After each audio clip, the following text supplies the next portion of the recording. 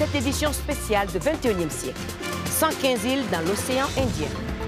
Les Seychelles, paradis touristique et havre pour les poissons. Mais pour combien de temps? Il y a eu une augmentation de la température de l'océan. On se retrouve avec des coraux morts. Sauver leurs récifs de coraux et leur avenir pour les futures générations. Le monde produit plus de 300 millions de tonnes de plastique chaque année. Presque tout le plastique jamais produit est encore sur la planète, sous une forme ou une autre. Il recouvre nos terres et nos océans, comme une maladie. Il faut se demander si on mérite vraiment ce magnifique océan qui nous a été confié. C'est une industrie qui pèse 5 milliards de dollars par an et le moteur économique de dizaines de petits États insulaires. Mais pour combien de temps? Je suis un insulaire du Pacifique moi-même. Je voudrais poser une question. La prochaine génération pourra-t-elle profiter de cette industrie comme nous le faisons? Bonjour et bienvenue dans 21e siècle. Je suis Angélique Kidjo et je suis ravie de vous accueillir pour un nouvel épisode. Entourés par plus d'1 million de kilomètres carrés d'océan Indien, les habitants des Seychelles dépendent complètement de la mer. Mais le changement climatique les menace. Ils doivent se battre pour la survie de leurs récifs de coraux et de tout ce qui en dépendent. Les croisés du corail en première ligne.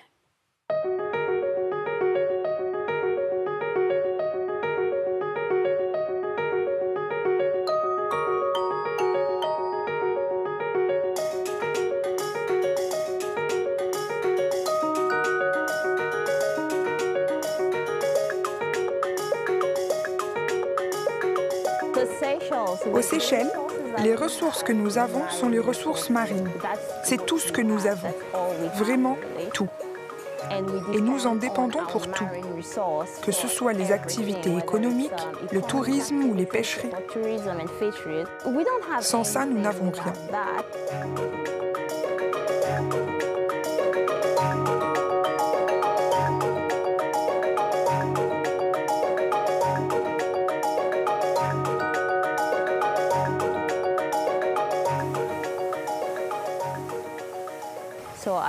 J'ai réalisé l'importance de préserver l'océan en grandissant. J'ai compris la relation entre la population des Seychelles et l'océan, l'écosystème marin. Car nous dépendons de la mer pour manger. La plupart de nos aliments viennent de là.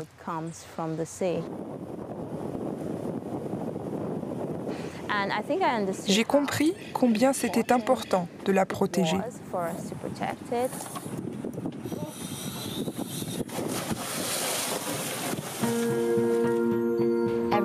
Tout est relié à l'océan. Notre alimentation vient de l'océan. Notre protection, notre climat, la météo est le résultat de processus dictés par l'océan. Donc, tout ce que nous faisons est lié, d'une manière ou d'une autre, à l'océan. Ça fait partie intégrante de notre vie. Nous n'avons que 454 km² de terre, mais plus d'1 million de km² d'océan. Alors, il faudrait appeler les Seychelles un État océanique. L'économie des Seychelles est basée sur les pêcheries et le tourisme. Ce sont les moteurs de notre économie.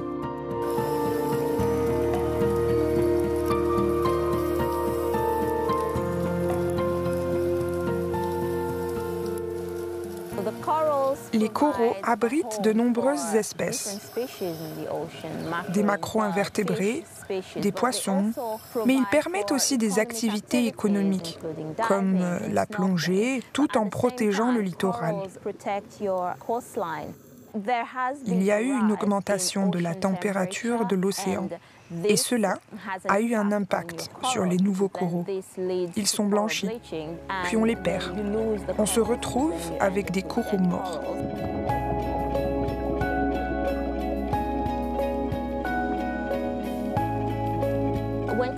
Lorsque le corail blanchit, on peut observer les coraux blancs. Et une fois morts, ils sont généralement envahis par les algues. Les ressources et les activités liées aux récifs de corail sont donc perdues.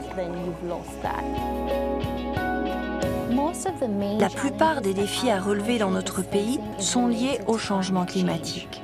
Les récifs plus proches des îles intérieures souffrent le plus de l'impact humain. Ces récifs risquent de disparaître plus rapidement.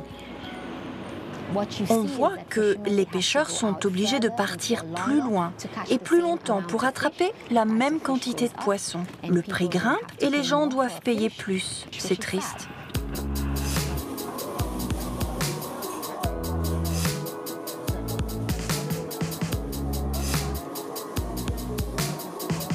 Je travaille actuellement sur l'initiative d'aménagement de l'espace marin des Seychelles.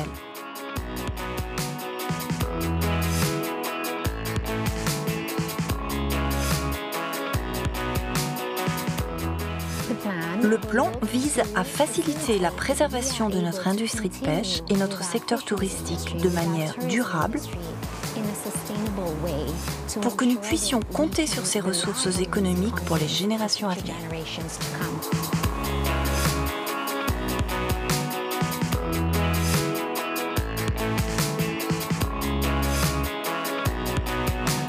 Si vous avez les bonnes zones protégées, ça minimisera l'impact non seulement sur notre biodiversité, mais aussi sur notre économie et sur la population des Seychelles.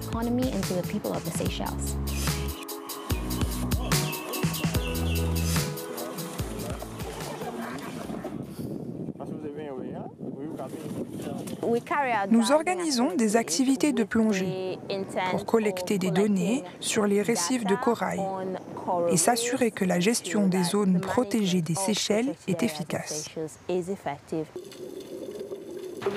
Nous examinons l'état des coraux, surtout avec des phénomènes comme le blanchiment. Nous regardons les coraux, nous les mesurons, nous examinons les recrues et les macro-invertébrés.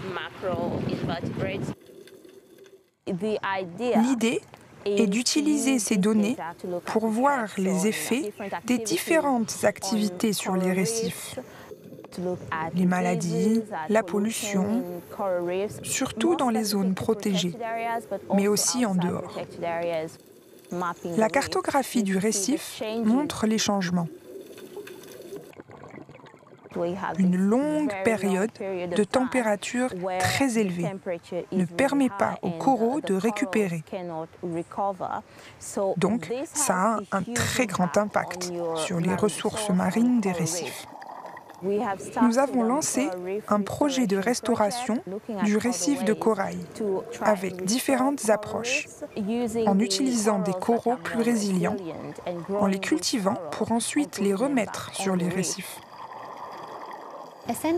La SNPA est un partenaire clé, pas uniquement parce que c'est l'organisation chargée de la gestion et la protection des zones marines protégées, mais aussi parce qu'ils ont plusieurs programmes de surveillance qui nous transmettent des données.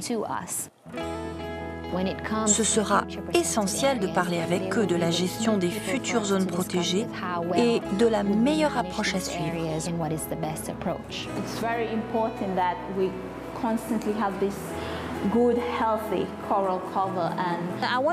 J'aimerais que tout ceci fasse la différence, ait un impact. C'est merveilleux de savoir que les données qu'on rapporte vont contribuer à la préservation et vont avoir un impact positif sur la protection marine aux Seychelles.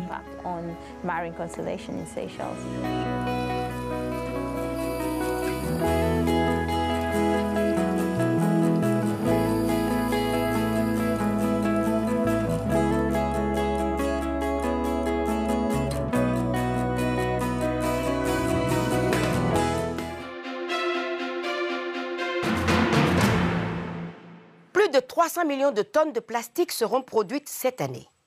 La majorité de ce plastique restera à jamais sur notre planète. Notre récit montre les dégâts causés par le plastique à tous les êtres vivants qui dépendent de l'océan, des oiseaux aux humains.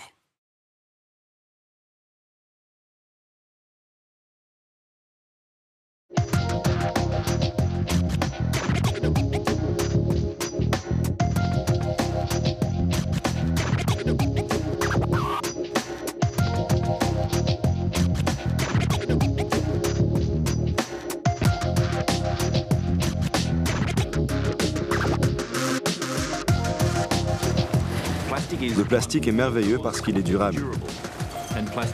Et il est terrible parce qu'il est durable.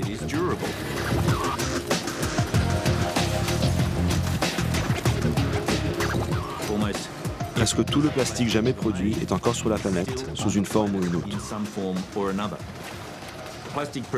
Cette année, dans le monde, la production de plastique dépassera les 300 millions de tonnes, dont la moitié sera utilisée une fois, puis jetée.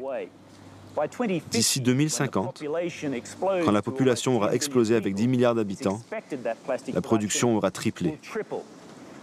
Le problème, c'est qu'actuellement, seule une petite part du plastique produit est recyclé. Le reste finit dans notre environnement et recouvre nos terres et nos océans, comme une maladie. Les ordures jetées aux États-Unis peuvent finir en Antarctique. Le plastique dans nos eaux côtières est aspiré au centre d'immenses tourbillons, entraînés par le vent. Beaucoup de courants océaniques font dériver les déchets à la surface. En réalité, c'est un seul océan, sans frontières.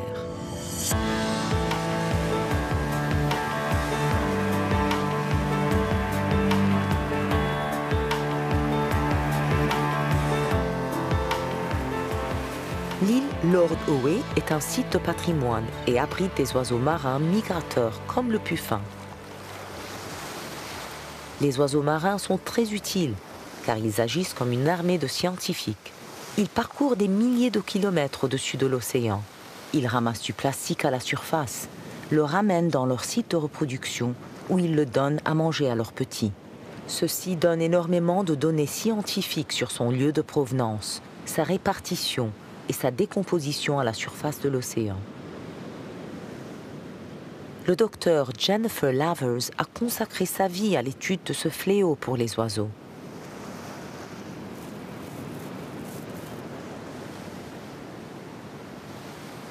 Elle surveille ces oiseaux incroyables qui parcourent des milliers de kilomètres pour se reproduire ici.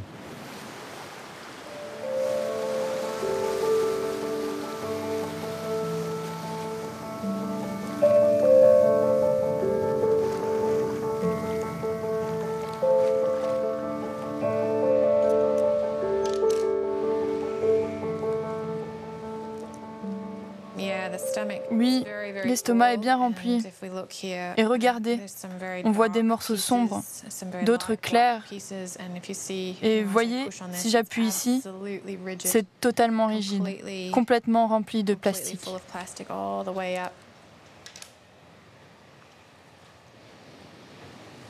Oh, regardez ça. Sans aucun doute, cet oiseau est mort à cause du plastique. Il en a plein les intestins. C'est d'ailleurs assez alarmant. C'est affreux. Vous voyez, du plastique de toutes les formes et couleurs. On a du bleu, du rouge. Son estomac en est rempli, et des gros morceaux. De gros morceaux tranchants.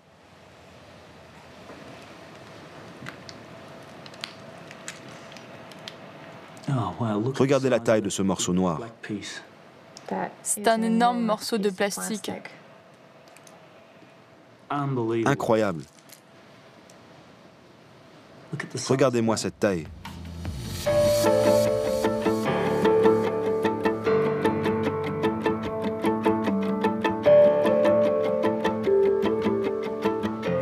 Jen, j'ai compté 234 morceaux dans un seul oiseau. C'est un record? Malheureusement, on en est loin. Pour cette espèce, le record est de 276 bouts de plastique dans un oisillon de 90 jours. Et quand on a pesé tout ce plastique, il représentait 15% de la masse corporelle de l'oiseau. Une statistique effrayante. C'est encore pire si on le convertit chez l'humain. Pour toi et moi, ça équivaudrait à 6 ou 8 kg de plastique dans le ventre. L'équivalent de 12 pizzas dans ton estomac.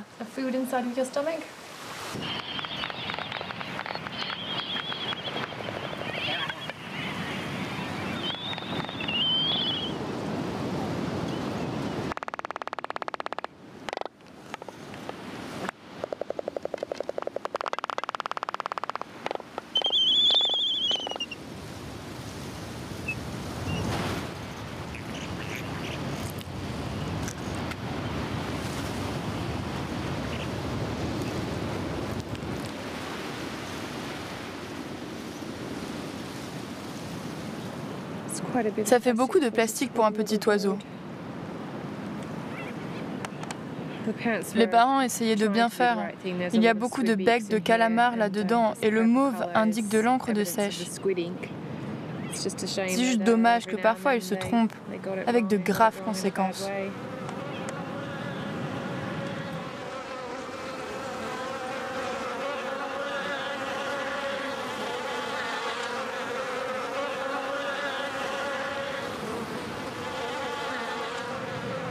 C'est assez accablant. Je passe parfois des journées difficiles où en rentrant, je dois me demander de ce point où on en est, où allons-nous? Je viens d'une île du Pacifique, alors je sais que l'océan est en grand danger. Selon une prévision, d'ici 2050, il y aura au poids autant de plastique dans l'océan que de poissons.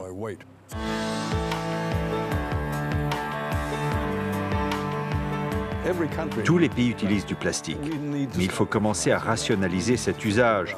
Il faut penser au recyclage, il faut arrêter d'utiliser les sacs plastiques qu'une fois. Les sacs pour les courses sont un bon exemple. Votre famille n'en a pas besoin. Emmenez plutôt un cabas et vous mettez vos courses dedans.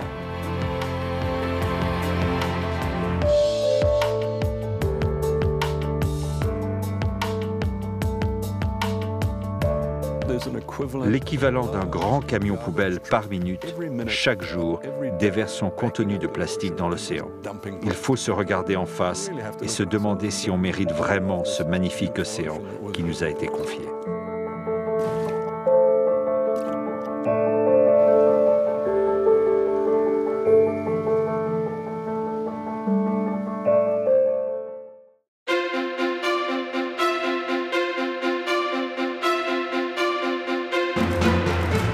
Dans le Pacifique occidental et central, ils font partie de la culture et c'est un secteur évalué à plusieurs milliards de dollars.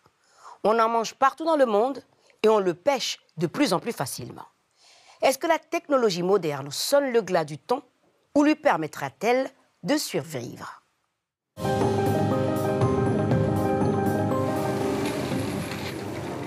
On le pêche tous les jours dans tous les océans du monde, par dizaines, par centaines, par milliers, pour rassasier l'appétit mondial, la demande toujours plus grande. On le sert dans les restaurants branchés de toute la planète ou en boîte de conserve pour les repas des écoles. L'un des poissons les plus précieux de l'océan, le thon. Bonite, albacore, obèse, blanc ou rouge. 4,5 millions de tonnes de thon sont pêchées chaque année et près de la moitié de l'offre mondiale provient du Pacifique, centre et ouest. Un marché qui pèse 5 milliards de dollars par an, une ressource inestimable pour les dizaines de nations insulaires de cette région du monde. Mais pour combien de temps ? Les gens pensent que l'océan est un don sans fin, mais l'océan est loin d'être illimité. Les techniques modernes permettent d'attraper plus facilement les thons. Et cela menace tout un mode de vie. Le Pacifique est tellement dépendant de ses ressources de pêche, leur effondrement aurait des effets dévastateurs. Cela prendrait des décennies pour s'en relever, à compter que ce soit possible. Les pêcheries du Pacifique centre et ouest couvrent 40 millions de kilomètres carrés. Un territoire très vaste, peuplé par de petites nations insulaires qui, d'après la loi internationale, sont propriétaires du poisson jusqu'à 300 km de leur côte. Mais la plupart de ces pays n'ont pas les moyens de s'offrir les bateaux ou les avions qui permettraient de contrôler leurs eaux. Les zones de pêche sont donc laissées à la merci des pilleurs. 17 de ces pays font partie d'une alliance destinée à protéger leur principale ressource, le poisson.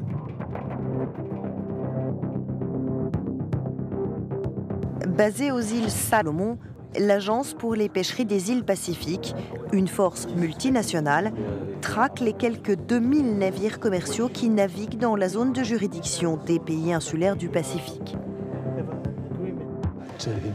Oh, c'est un trajet intéressant. Il n'est pas autorisé, donc il ne devrait pas tracer cette route. Ce n'est sûrement pas une trajectoire innocente. Chaque navire émet un signal, exactement comme celui des transpondeurs des avions. Signal qui permet de savoir si le bateau se déplace légalement ou non. Donc, comme vous pouvez le voir, le premier bateau est exactement à 42 sur ma carte. Mais malgré tous ces efforts, ces 10 dernières années, les volumes de surpêche, légale ou illégale, ont doublé. La bonite est encore abondante, mais le très recherché thon rouge, lui, est surexploité. Et les stocks d'albacore et de thon jaune déclinent. C'est pourquoi le programme des Nations Unies pour le développement est intervenu auprès des petits États insulaires pour mettre en place une convention de la pêche. Andrew Hudson, expert des océans auprès du programme pour le développement. La bonne nouvelle, c'est que les États insulaires du Pacifique ont pris des mesures concrètes pour améliorer leur approche de la pêche, mettre en place des systèmes de gestion qui, s'ils les appliquent complètement, et je pense qu'ils sont capables de le faire, pourraient conduire à une exploitation durable de la pêche. Et la gestion de la pêche du thon commence par la connaissance de ce poisson. Les chercheurs du secrétariat de la communauté pacifique ont ainsi placé sur des milliers de thons des capteurs qui vont leur fournir des données importantes, comme la distance qu'ils parcourent, la vitesse à laquelle ils grandissent, ou bien la profondeur à laquelle ils se nourrissent. Des données qui permettent surtout aux scientifiques de mieux les protéger de la surpêche.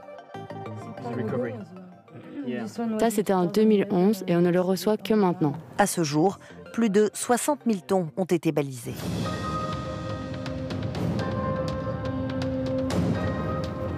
Nulle part ailleurs que dans ces îles du Pacifique, la population n'est plus protectrice avec les poissons.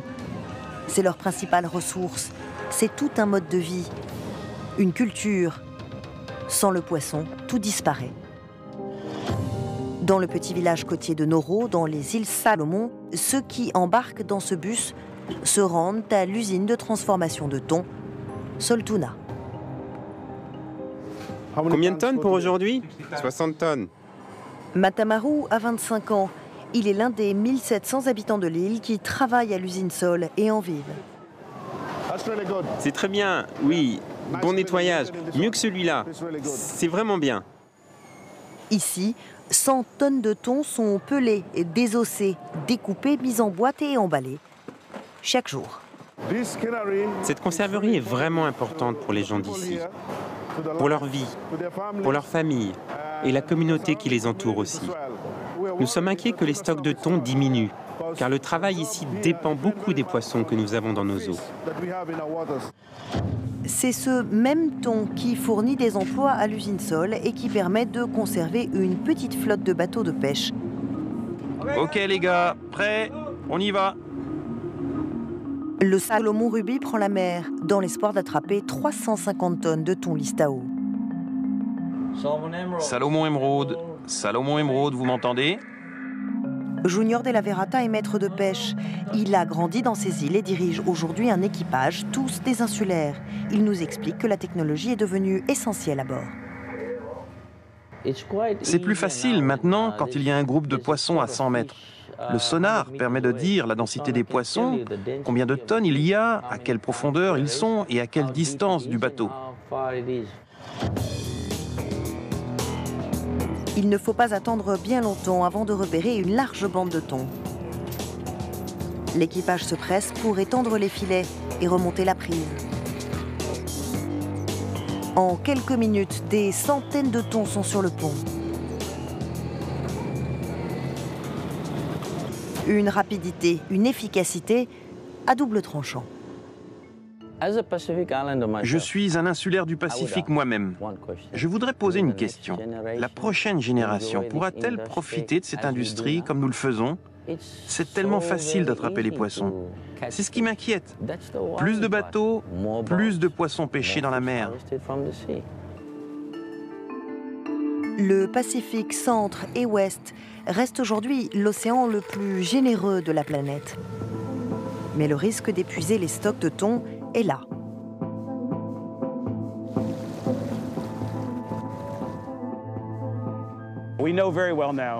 Nous savons très bien maintenant, et l'océan nous le dit très clairement, que nous devons avoir une approche plus durable de l'exploitation de l'océan. Un message qui nous est envoyé et que nous devons entendre si les générations futures veulent pouvoir profiter, elles aussi, des richesses des océans.